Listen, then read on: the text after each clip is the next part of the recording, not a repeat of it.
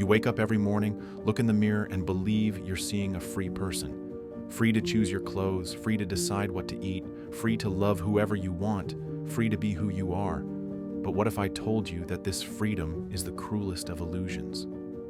What if every gesture you make, every thought you think, every desire you believe to be genuinely yours, was actually the product of an invisible machine of control that has been operating for centuries, shaping not just what you do, but who you are? Michel Foucault, the French philosopher who unveiled the most subtle and perverse mechanisms of modern power, warned us, the individual is no doubt the fictitious atom of an ideological representation of society. You are not who you think you are.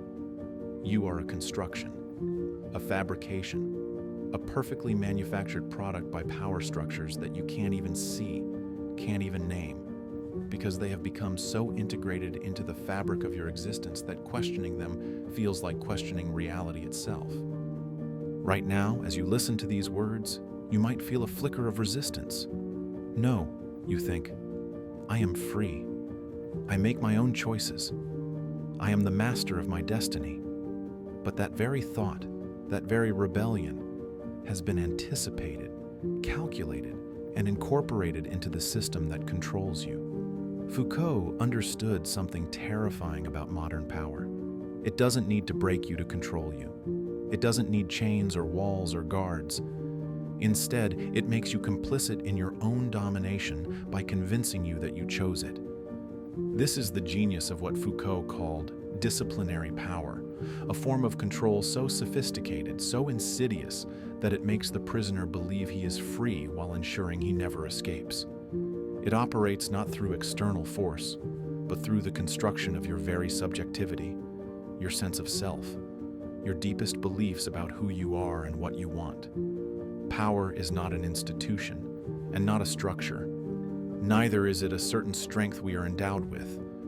It is the name that one attributes to a complex strategical situation in a particular society. Let me show you how deep this prison goes. Think about your body. You believe it's yours, don't you? You think you know what it needs, what it desires, how it should look, how it should behave. But Foucault revealed that the modern body is not a natural entity. It's a political construct shaped by centuries of disciplinary techniques designed to make it docile, productive, and controllable. Every time you look in the mirror and feel shame about your weight, every time you modify your appearance to fit social standards, every time you suppress a natural impulse because it's inappropriate, you are participating in your own subjugation. The gym where you go to improve yourself is not a temple of freedom. It's a laboratory of discipline. The diet you follow is not self-care, it's self-surveillance. The way you walk, talk, sit, stand, the way you present yourself to the world has all been carefully calibrated by power structures that benefit from your compliance. The body is molded by a great many distinct regimes. It is broken down by the rhythms of work, rest, and holidays. It is poisoned by food or values, through eating habits or moral laws. It is built up through resistances. But the body is just the beginning. Let's talk about your sexuality, your most intimate desires, the part of yourself you believe to be most private, most authentically you. Foucault's groundbreaking work on the history of sexuality revealed that what we call sexual liberation is actually a more sophisticated form of control. The modern obsession with discovering your true sexual identity, with categorizing and naming your desires, with coming out and being authentic, is not liberation. It's the production of subjectivity through discourse. Think about it. When did human beings start believing that their sexual desires defined who they are? When did we start organizing our entire identity around who we sleep with? This is not natural or eternal. It's a recent historical invention, a way of turning sexuality into a tool of classification, regulation, and control. Sexuality must not be thought of as a kind of natural given which power tries to hold in check, or as an obscure domain which knowledge tries gradually to uncover. It is the name that can be given to a historical construct. Every time you define yourself by your sexual orientation, every time you seek therapy to understand your desires, Every time you participate in the endless discourse about sexual identity, you are not liberating yourself. You are submitting to a form of power that operates by making you confess, analyze, and categorize your most intimate experiences. The confession, Foucault showed us, is not about freedom. It's about producing knowledge that can be used to govern you more effectively. And what about your mind, your thoughts, your psychological life? Surely there, in the privacy of your own consciousness, you are free. Wrong again. Foucault's analysis of psychiatry, psychology, and the human sciences revealed how the modern notion of the psyche, of mental health and mental illness, of normal and abnormal behavior, is not a discovery of scientific truth, but a creation of power knowledge that serves to normalize and discipline populations. Every time you go to therapy, every time you take a personality test, every time you diagnose yourself with anxiety or depression, every time you work on self-improvement or personal growth, you are not healing yourself. You are participating in what Foucault called technologies of the self, sophisticated mechanisms that produce subjects who are simultaneously free and controlled, autonomous and dependent, self-aware and self-regulating. The therapist's office is not a sanctuary of healing. It's a confessional booth where you learn to speak about yourself in the language that power requires. The self-help book you read is not wisdom. It's a manual for self-surveillance.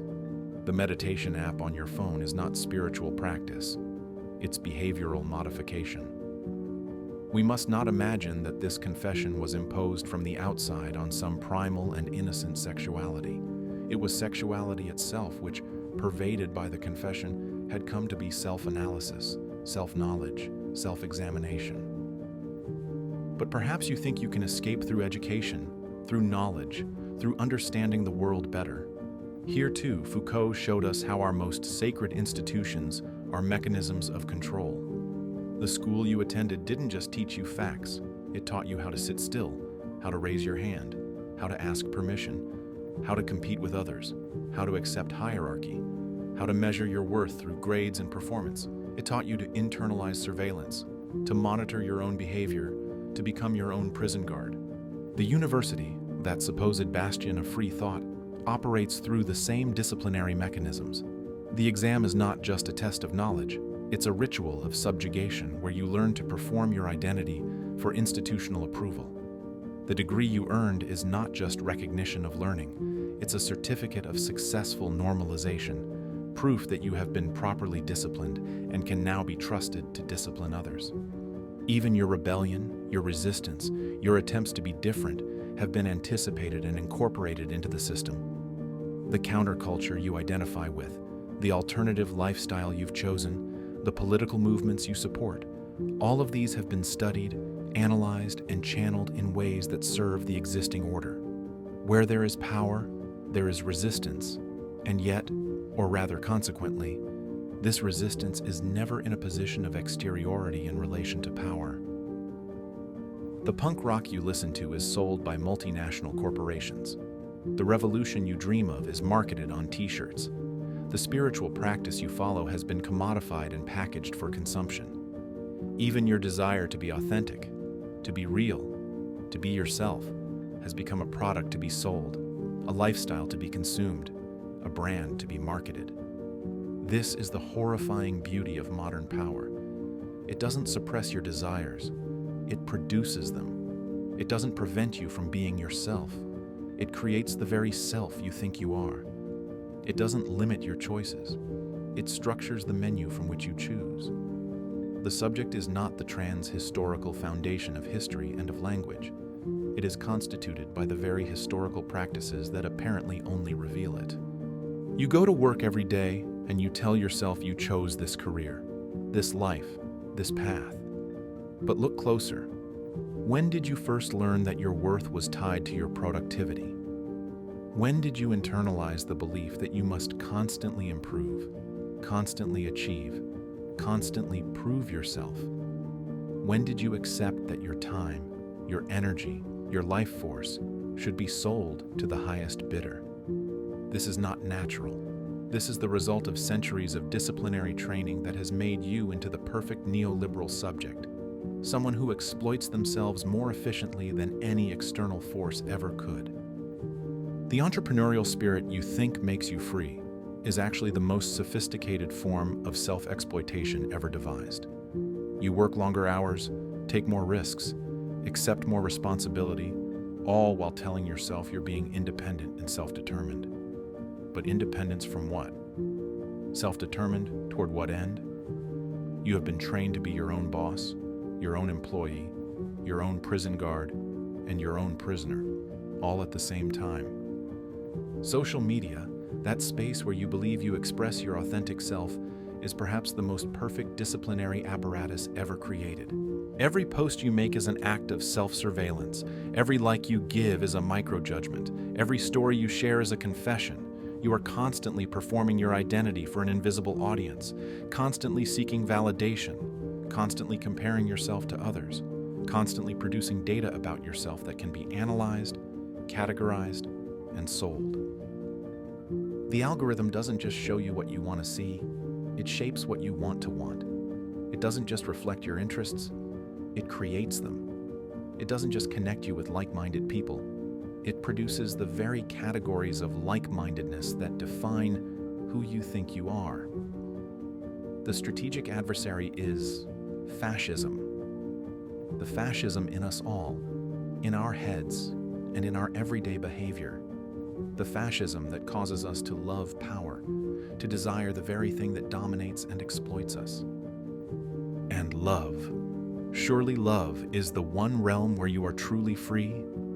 Foucault would smile at your naivety. Romantic love, as you understand it, is a recent historical invention, a technology of the self that serves specific functions in modern society. The way you love, whom you love, how you express love, what you expect from love. All of this has been shaped by discourses of psychology, biology, sociology, and economics that serve to reproduce the social order. The nuclear family you aspire to is not a natural unit. It's a disciplinary apparatus that trains individuals in hierarchy, dependency, and consumption. The romantic partnership you seek is not pure emotional connection. It's a form of mutual surveillance and regulation. The way you date, the apps you use, the criteria you apply, the expectations you have, all of this participates in what Foucault called biopower, the management of life itself for the benefit of the state and capital. Even your resistance to traditional forms of love and family participates in this system. The polyamory you practice, the open relationship you maintain, the decision to remain single, these too have been studied, categorized, and incorporated into new forms of regulation and control. There is no outside to power, because power is not a thing, but a relation, not a possession, but a strategy, not a place, but a network of forces that operates through and produces the very subjects it governs. But here's what's truly terrifying. You can't simply choose to opt out. You can't wake up tomorrow and decide to be free because freedom, as you understand it, is part of the problem.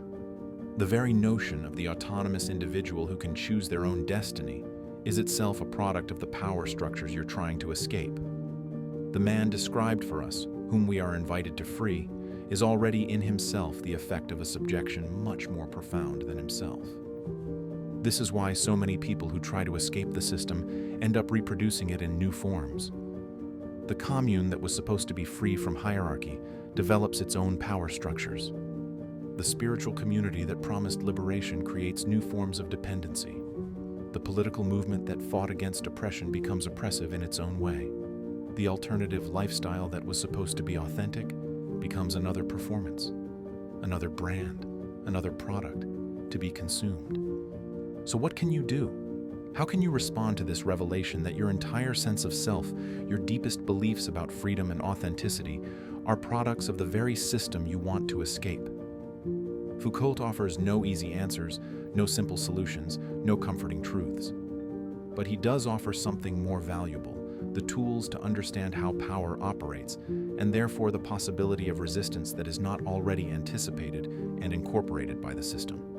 The first step is to recognize that resistance cannot come from asserting some true self against a false system, because there is no true self that exists outside of power relations.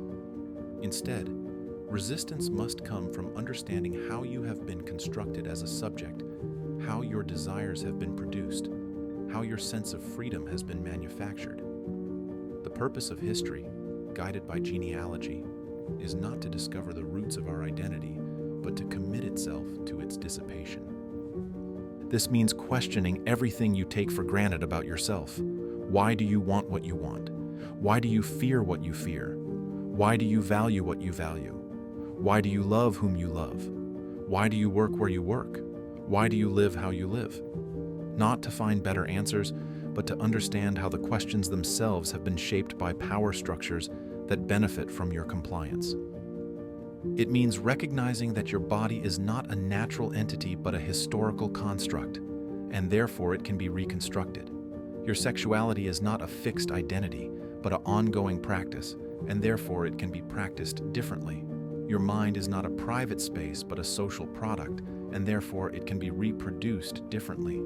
Your relationships are not expressions of natural emotions but performances of learned scripts, and therefore they can be scripted differently. But be warned, this kind of resistance is not comfortable.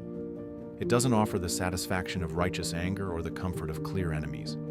It requires you to question not just the system out there, but the system inside you. Not just the power that oppresses you, but the power that constitutes you. Not just the ways you are controlled, but the ways you control yourself. It means accepting that there is no pure space of liberation, no authentic self to discover, no true freedom to achieve. Instead, there are only different configurations of power, different ways of being subjected, different possibilities for resistance. Liberty is a practice. So there may in fact be a certain number of projects whose aim is to modify some constraints, to loosen, or even to break them. But none of these projects can, simply by its nature, assure that people will have liberty automatically, that it will be established by the project itself. The goal is not to escape power, but to understand how it operates, so that you can participate in it differently. Not to find your true self, but to create new possibilities for selfhood. Not to achieve perfect freedom, but to practice freedom as an ongoing experiment in living differently. Not to solve the problem of subjection, but to turn subjection itself into a site of creative resistance. This requires what Foucault called care of the self, not the narcissistic self-improvement that capitalism sells you, but a rigorous practice of examining how you have been constructed as a subject and experimenting with different ways of relating to yourself and others. It requires treating your life as a work of art, not in the sense of making it beautiful or perfect, but in the sense of taking responsibility for its creation and constantly working to transform it.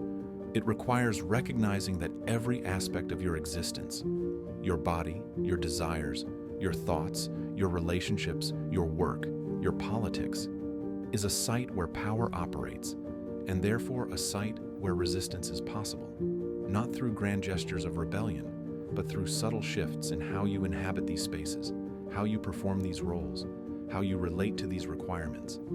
It requires understanding that you are not the victim of power, but its product, and therefore you have more agency than you think.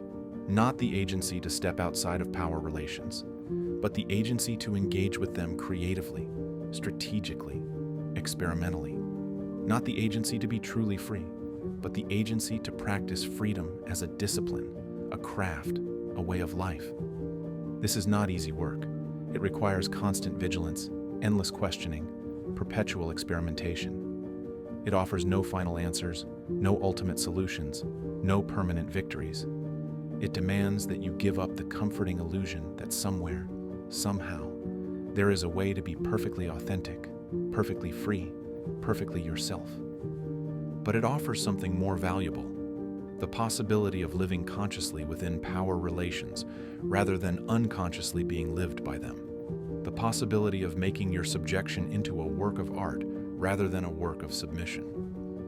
The possibility of transforming the technologies that produce you into technologies of resistance. As you sit here now, having listened to these words, you have a choice. Not the choice between freedom and subjection. That choice is an illusion, but the choice between conscious participation in your own construction and unconscious submission to it. The choice between treating your life as something that happens to you and treating it as something you actively create. The choice between being a product of power and being an artist of power. Foucault reminds us, you have to take care of yourself in order that the care you take of yourself occurs in the form of freedom and not in that of servitude. The prison of subjectification can become a workshop of self-creation, but only if you're willing to pick up the tools and learn to use them. The question is not whether you will be free. You won't, because freedom in that absolute sense doesn't exist. The question is how you will practice the freedom that is available to you within the constraints that constitute you. The question is not whether you will escape power. You won't, because there is no outside to power. The question is how you will engage with power creatively, strategically, resistantly. The question is not whether you will find your true self. You won't, because there is no true self to find. The question is what kind of self you will create, how you will sculpt your subjectivity, what possibilities you will open up for yourself and others through your way of being in the world. You are a prisoner, but you are also the architect of your prison, and therefore you can also be the architect of its transformation. The bars that confine you are also the materials from which you can build something new. The power that subjects you is also the power through which you can create new forms of subjectification. This is your invitation. Not to escape the prison of subjectivity, but to transform it into a laboratory of possibility. Not to find freedom, but to practice it. Not to discover who you really are, but to experiment with who you might become. The work begins now, with the next breath you take, the next choice you make, the next moment of awareness you bring to the ongoing project of your own creation. Will you remain unconscious of your construction, or will you become conscious of it? Will you be passively subjected, or will you actively participate in your own subjection? Will you let power work through you unconsciously, or will you learn to work with power consciously? The choice, limited as it is yours. What will you do with it?